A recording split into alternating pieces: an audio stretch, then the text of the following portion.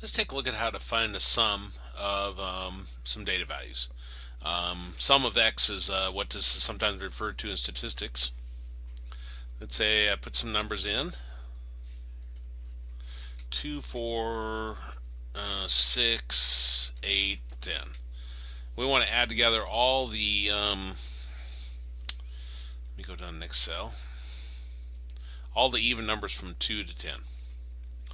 Okay, well, I can type equals sum beginning parentheses a1 colon a5.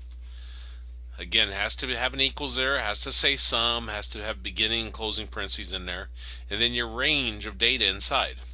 Again, A1 is our first data cell, A5 is our last data cell, and it'll include all the numbers in between and including A1 to A5. And then I press enter, and that'll give me 30.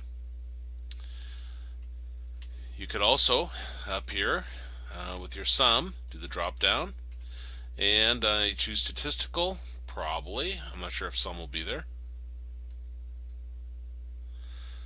It isn't. Where would it be? Oh, it's right up here at the top. It's one of our most common ones. So I choose sum there. Pops up with the range here. You can click in your A1 and drag the A5, and you'll see A1 colon A5 appear there. And then you press enter.